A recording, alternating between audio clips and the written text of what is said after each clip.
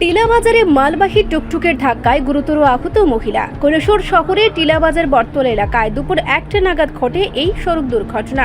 স্থানীয় সূত্রে জানা গেছে, দ্রুত গতিতে আসা একটি মালবাহী টুকটুকের ধাক্কায় গুরুতরভাবে আহত হন এক মহিলা। দুর্ঘটনার পর স্থানীয়রা দ্রুত ছুটে এসে আহত মহিলাকে উদ্ধার করে এবং খবর দেন অগ্নি নির্বাপক দপ্তরে। অগ্নি নির্বাপক দপ্তরের কর্মীরা ঘটনাস্থলে পৌঁছে আহত মহিলাকে দ্রুত ঊনকোটি জেলা হাসপাতালে নিয়ে যান। বর্তমানে তিনি সেখানে চিকিৎসাধীন বলে হাসপাতাল সূত্রে খবর।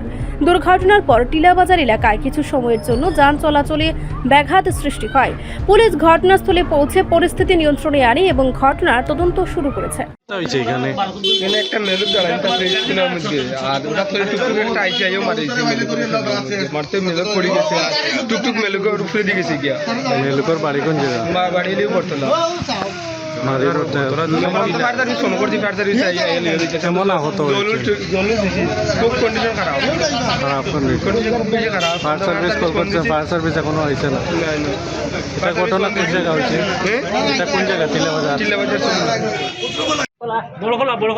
এখানে তো এখন দেখলাম যে মানুষের ভিড়, অনেক ভিড়। এখন আগে দেখলাম যে একজন মহিলা এখানে ওই দোকানের বারান্দার মধ্যে পড়ে রয়েছে। বিষয়টা জানলাম আর কি, যে একটা টুকটুক এখানে ওই কোল্ড ড্রিঙ্কস লইয়া বাইর হয়েছে।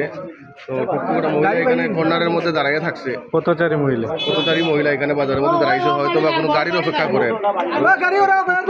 টুকটুকটা আইয়া ডাইরেক্ট মহিলাদের ধাক্কা দেওয়ার পরে মহিলা পড়ে গেছে। পড়ার পরে আবার টুকটুকটা মহিলার উপরে উঠে গেছে, মাথার উপর দিয়ে টুকটুকটা গেছে। মহিলাটার বাড়ি সম্ভবত লক্ষ্মীপুরের দিকে। অবস্থা মোটামুটি তো খারাপ। মহিলা তো কান্নাকাটি করে বা এখানে শোয়া রাখা হয়েছে। ফায়ার সার্ভিস কল করা হয়েছে, এখন ফায়ার সার্ভিস আইতেছে। ফায়ার সার্ভিস আইয়া নিয়ে যাইব। আর গাড়িটাও এখানে আমরা আটকাই রাখছি।